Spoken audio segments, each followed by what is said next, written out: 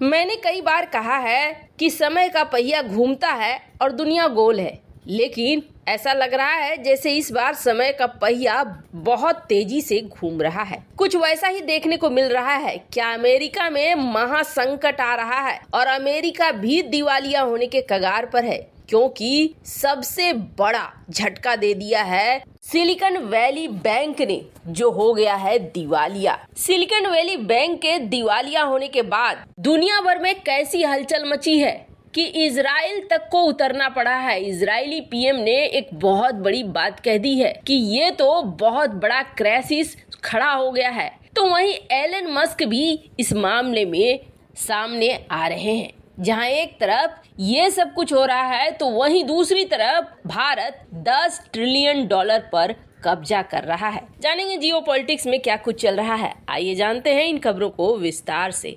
साल 2008 का समय था। ये एक ऐसा समय था जब अमेरिका के लेमैन ब्रदर ये कंपनी डूबती है और इसके डूबते ही एक फाइनेंशियल क्राइसिस खड़ा हो जाता है, एक आर्थिक संकट खड़ा हो जाता है। 2008 का ये समय अमेरिका बिल्कुल नहीं भूल सकता है। मंदी का एक ऐसा दौर खड़ा होता है कि कुछ ही दिनों में $2 ट्रिलियन दुनिया की इकोनॉमी से बाहर हो जाता है और उसके बाद करीब माना गया कि इस संकट की वजह से $10 ट्रिलियन यूं ही निकल गए थे। ये एक ऐसा संकट था जिसे माना गया कि 5 बड़े आर्थिक संकटों में से एक संकट ये है। लेकिन अब एक बार फिर क्या वैसी ही स्थिति पैदा हो गई है, क्योंकि सिलिकॉन वैली बैंक दिवालिया हो गया है। और ये कितनी बड़ी बात है, इसकी गंभीरता ऐसे समझिए, इस घटना को लेकर इजराइल के प्रधानमंत्री कह रहे हैं कि ये तो बहुत मेजर क्राइसिस है। तो वहीं एलन मस्क भी इस मामले में कूद रहे हैं। सिलिकॉन वैली है क्या? तो आपको बता दें, अमेरिका के इस इलाके कैलिफोर्निया को कहा जाता है silicon valley. Silicon valley California के अंदर थोड़ा इस इलाके पर मौजूद है। यहाँ सिलिकॉन वैली इसे क्यों कहा जाता है तो आप समझ लीजिए। सिलिकॉन वैली यहाँ का नाम इसलिए पड़ा क्योंकि यहाँ बहुत ज्यादा टेक्निकल कंपनीज हैं, कंप्यूटर सॉफ्टवेयर इसका काम बहुत ज्यादा होता है। तभी से जिस जमाने में सॉफ्टवेयर्स ने धमाल मचाना शुरू किया था, इस जगह की वैल्यू बहुत ज्यादा बढ़ गई थी। इसे सिलिकॉन वैली कहा जाने लगा। अब यहाँ पर 2008 वाला द ग्रेट डिप्रेशन ये मंडराने लगा है। ये एक ऐसा समय था जब एक के बाद एक कई अमेरिकी बैंक क्रैश करने लगे थे। पूरी दुनिया बड़े आर्थिक मंदी में फंस गई थी। अमेरिका का प्रतिष्ठित और बड़ा सिलिकॉन वैली बैंक एक बार फिर अमेरिका को झटका दे रहा है, क्योंकि ये बड़ा सिलिकॉन वैली बैंक दिवालिया हो गया है और इसके रेगुलेटर्स ने बैंक को शट डाउन कर दिया है। वैसे अमेरिकी मीडिया रिपोर्ट्स की ही माने तो सिलिकॉन वैली बैंक को शट डाउन करने के बाद इसकी संपत्ति को फ्रीज कर दिया गया है। सिलिकॉन वैली बैंक है क्या? तो सबसे पहली बात, जो स्टार्टअप होते हैं ना अमेरिका में, शुरुआती दौर में कोई अगर कंपनी बनाता है तो उसे पैसे और लोन मिलना मुश्किल होता है, लेकिन स्टार्टअप्स को भारी भरकम लोन देने के लिए जाना जाता था अमेरिका का सिलिकॉन वैली बैंक, जिसे SVB फाइनेंशियल ग्रुप भी कहा जाता है। ये शुक्रवार को भारी वित्तीय संकट में फंस गया और फिर दिवालिया हो गया। सिलिकॉन वैली बैंक के अचानक क्रैश करने के बाद पूरी दुनिया के बाजार में सनसनी फैल गई। वैश्विक बाजार में कई तरह के ट्रांजैक्शन रुक गए। वहीं बैंक से संबंधित दर्जनों कंपनी और निवेशकों के अरबों डॉलर फंस गए, जिससे तहलका मचा हुआ है। दुनिया भर के निवेशकों में डर है कि कहीं अमेरिका 2008 जैसे वित्तीय संकट में न फंस जाए, क्योंकि उस वक्त भी बैंकों के डूबने के बाद दुनिया आर्थिक संकट के भंवर में फंस गई थी।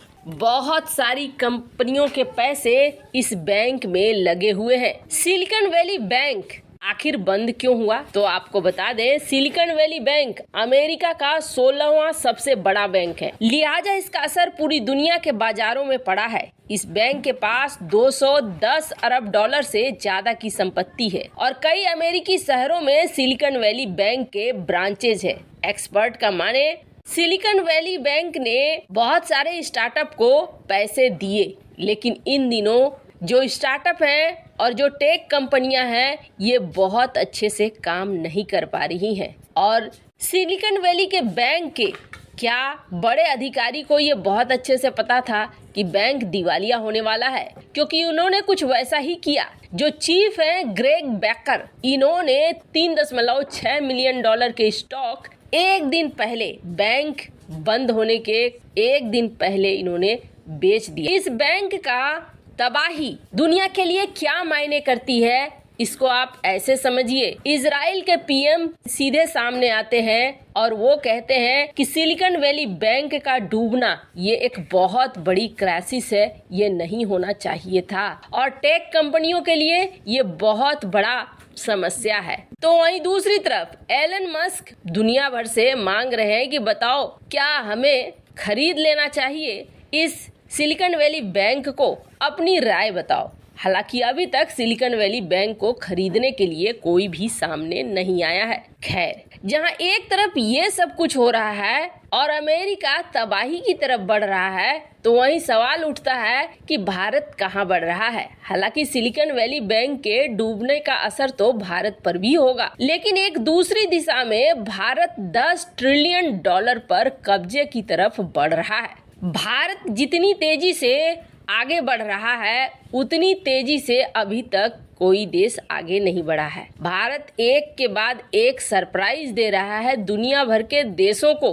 2015 का एक समय था जब भारत सरकार ने एक बड़ा ऐलान किया, और भारत सरकार ने जब ऐलान किया था ना, तब भारत के ही विपक्ष के लोग तो छोड़िए, पक्ष के भी बहुत सारे ऐसे लोग थे जिन्हें ऐसा लग रहा था कि सरकार शायद बहुत बड़ी गलती कर रही है और सरकार का ये कदम आगे जाकर भारत को डुबो देगा। कुछ ऐसा ही इन्होंने सोचा था, लेकिन इसके विपरीत पूरी की पूरी तस्वीर बदल गई मात्र 5-6 सालों में ही। ऐसी तस्वीर बदली कि 10 ट्रिलियन डॉलर तक के कब्जे की बात होने लगी। किसकी बात कर रहे हैं हम लोग, तो आपको बता दें, बात हो रही है 2015 में लॉन्च हुए डिजिटल इंडिया प्रोग्राम की। इस डिजिटल इंडिया प्रोग्राम के तहत भारत ने पैसों का लेन देन डिजिटल तौर पर करना शुरू किया, और समय देखिए, जहां आज भारत का 3 ट्रिलियन से ज्यादा है डिजिटल ट्रांजैक्शन, तो वहीं 2026 तक 10 ट्रिलियन डॉलर से ज्यादा होने वाला है। और ये भारत की बढ़ती हुई शक्ति है कि भारत अपने यूपीआई को और कई चीजों को दुनिया भर में भी फैला रहा है, कई देशों के साथ एग्रीमेंट साइन कर रहा है। जिस तरीके से यूपीआई ने सफलता हासिल करी, शायद ही किसी देश ने की होगी। अभी तो बहुत सारी इस तरह की बातें भी सुनने को मिल रही है। जो भारत में G20 सम्मेलन हो रहा है, वहां आए अतिथि भारत में यूपीआई का इस्तेमाल देखकर चौंक से रहे हैं। वैसे इन सब मामले में आपकी क्या राय है, कमेंट कर जरूर बताएं।